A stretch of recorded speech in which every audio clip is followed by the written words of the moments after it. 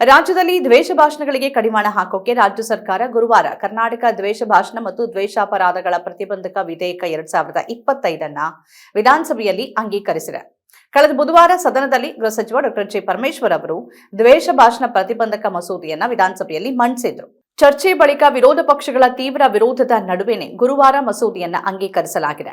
ದ್ವೇಷ ಭಾಷಣ ತಡೆಯುವ ದೇಶದ ಮೊದಲ ಕಾನೂನು ಇದಾಗಿದ್ದು, ಈ ಮಸೂದೆ 1 ಲಕ್ಷ ರೂಪಾಯಿಗಳವರೆಗೆ ದಂಡ ಮತ್ತು ಗರಿಷ್ಠ 10 ವರ್ಷಗಳವರೆಗೆ ಜೈಲು ಶಿಕ್ಷೆಗೆ ಅವಕಾಶವನ್ನ ಕೊಡುತ್ತೆ. ಈ ಮಸೂದೆಯನ್ನ ಡಿಸೆಂಬರ್ 4ನೇ ತಾರೀಕು ರಾಜ್ಯ ಸಚಿವ ಸಂಪುಟ ಸಭೆಯಲ್ಲಿ ಅಂಗೀಕಾರ ಮಾಡಲಾಗಿತ್ತು. ಆದರೆ ಸರ್ಕಾರ ಮತ್ತು ಸ್ಪೀಕರ್ ನಡೆಗೆ ವಿಪಕ್ಷಗಳು ತೀವ್ರ ವಿರೋಧವನ್ನು ವ್ಯಕ್ತಪಡಿಸಿವೆ.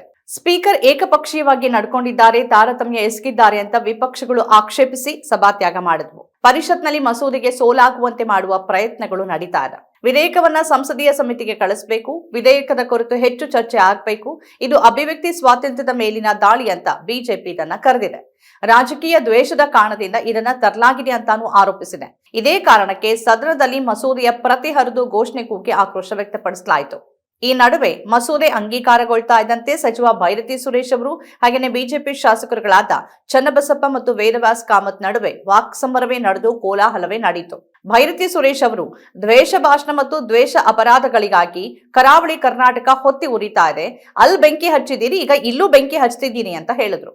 ಇದಕ್ಕೆ ತೀವ್ರ ಆಕ್ಷೇಪ ವ್ಯಕ್ತಪಡಿಸಿದ ಬಿಜೆಪಿ ಶಾಸಕರುಗಳು ಸದನದ ಬಾವಿಗಿಳಿದು ಪ್ರತಿಭಟನೆ ನಡೆಸಿದ್ರು ಮತ್ತು ಸಚಿವರು ಕ್ಷಮೆ ಕೇಳಬೇಕು ಅಂತ ಒತ್ತಾಯಿಸಿದ್ರು. ಪ್ರತಿಪಕ್ಷ ನಾಯಕ ಆರ್ ಅಶೋಕ್ ಅವರು ಮಸೂದೆ ಅಂಗೀಕಾರ ಆಗ್ತಾ ಇದ್ದಂತೆ ಬಿಲ್ನ ಪ್ರತಿಯನ್ನ ಹರಿದು ಬಿಸಾಡಿ ಆಕ್ರೋಶವನ್ನು ವ್ಯಕ್ತಪಡಿಸಿದ್ರು. ಇನ್ನು ಈ ಮಸೂದೆ ಏನ್ ಹೇಳುತ್ತೆ ಅನ್ನೋದನ್ನ ನಾವು ನೋಡೋದಾದ್ರೆ, ಉದ್ದೇಶಿತ ಮಸೂದೆ ದ್ವೇಷ ಭಾಷಣ ಪ್ರಸರಣೆ, ಪ್ರಕಟಣೆ, ಪ್ರಚಾರವನ್ನ ತಡೆಯುವ ಉದ್ದೇಶವನ್ನು ಹೊಂದಿದ್ದು, ಯಾವುದೇ ಪೂರ್ವಾಗ್ರಹ ಪೀಡಿತ ಹಿತಾಸಕ್ತಿಯನ್ನ ಪೂರೈಸೋಕೆ ಜೀವಂತ ಅಥವಾ ಸತ್ತ ವ್ಯಕ್ತಿ ಅಥವಾ ವ್ಯಕ್ತಿಗಳ ಗುಂಪಿನ ವಿರುದ್ಧ ದ್ವೇಷ ಅಥವಾ ದ್ವೇಷದ ಭಾವನೆಗಳನ್ನು ಉಂಟು ಮಾಡುವ ಉದ್ದೇಶದಿಂದ ಮಾಡಿದ ಭಾಷಣ, ಪ್ರಕಟಿಸಿದ ಅಥವಾ ಪ್ರಸಾರ ಮಾಡಿದ ಯಾವುದೇ ಅಭಿವ್ಯಕ್ತಿಯನ್ನ ದ್ವೇಷ ಭಾಷಣ ಅಂತ ಈ ಮಸೂದೆಯಲ್ಲಿ ತಿಳಿಸಲಾಗಿದೆ. ಧರ್ಮ, ಜನಾಂಗ, ಜಾತಿ ಅಥವಾ ಸಮುದಾಯ, ಲಿಂಗ, ಲೈಂಗಿಕ ದೃಷ್ಟಿಕೋನ, ಜನ್ಮಸ್ಥಳ, ವಾಸಸ್ಥಳ, ಭಾಷೆ, ಅಂಗವೈಕಲ್ಯ ಅಥವಾ ಬುಡಕಟ್ಟು ಆಧಾರದ ಮೇಲೆ ಯಾವುದೇ ಪಕ್ಷಪಾತವನ್ನ ದ್ವೇಷ ಭಾಷಣ ಅಂತ ಇದರಲ್ಲಿ ವರ್ಗೀಕರಿಸಲಾಗಿದೆ.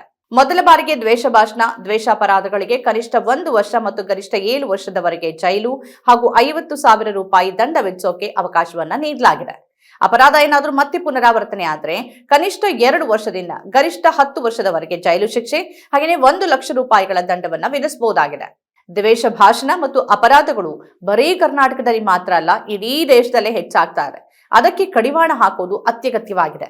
ಸುಪ್ರೀಂ ಕೋರ್ಟ್ನ ನಿರ್ದೇಶನಗಳ ಇದ್ದಾಗಿಯೂ ಇಂಥವಕ್ಕೆ ಇಲ್ಲಿ ತನಕ ಕಡಿವಾಣ ಬಿದ್ದಿಲ್ಲ. ಹೀಗಿರುವಾಗ ಕರ್ನಾಟಕ ಸರ್ಕಾರದ ತೀರ್ಮಾನ ಸ್ವಾಗತಾರ್ಹವೇ ಆದ್ರೂ ಕಾನೂನೊಂದನ್ನ ಮಾಡುವಾಗ ಇನ್ನೂ ಹೆಚ್ಚಿನ ಒಳಗೊಳ್ಳುವಿಕೆ ಪ್ರಜಾಪ್ರಭುತ್ವದಲ್ಲಿ ಅಗತ್ಯ. ಕೇಂದ್ರದಲ್ಲಿ ಏಕಪಕ್ಷೀಯವಾಗಿ ಸರ್ಕಾರ ಕಾಯ್ದೆ ಕಾನೂನು ತರುವ ರೀತಿಯಲ್ಲೇ ರಾಜ್ಯ ಕಾಂಗ್ರೆಸ್ ಸರ್ಕಾರ ಕೂಡ ನಡೆದುಕೊಳ್ತಾ ಇದೆ. ಮಸೂದೆ ಬಗ್ಗೆ ಇನ್ನೂ ಹೆಚ್ಚಿನ ಚರ್ಚೆಯ ಅಗತ್ಯ ಇತ್ತು. ಸಾರ್ವಜನಿಕ ಅಭಿಪ್ರಾಯಗಳನ್ನು ಪಡ್ಕೊಂಡಿದ್ರೆ ಇನ್ನೂ ಮಹತ್ವ ಬರ್ತಾ ಇತ್ತು. ಸಂಸದೀಯ ಸಮಿತಿಗೆ ವಹಿಸಲೂಬಹುದಿತ್ತು. ಆದ್ರೆ ರಾಜ್ಯ ಸರ್ಕಾರ ಮತ್ತು ಕಾಂಗ್ರೆಸ್ಸಿಗರು ದ್ವೇಷಾಪರಾಧಗಳ ಬಗ್ಗೆ ಮಾತಾಡಿದ್ರೆ ಬಿಜೆಪಿಗೆ ಏನ್ ಸಮಸ್ಯೆ ಅನ್ನೋದೇ ಅರ್ಥ ಆಗ್ತಾ ಇಲ್ಲ. ಕುಂಬಳಕಾಯಿ ಕಳ್ಳ ಅಂದ್ರೆ ಹೆಗಲು ಮುಟ್ಟಿ ನೋಡ್ಕೊಳ್ಳೋದು ಅಂತಂದ್ರೆ ಇದೇನಾ? ಮಸೂದೆಯ ಭವಿಷ್ಯ ಏನಾಗುತ್ತೆ ಅನ್ನೋದನ್ನ ನಾವು ನೋಡ್ಬೇಕಿದೆ.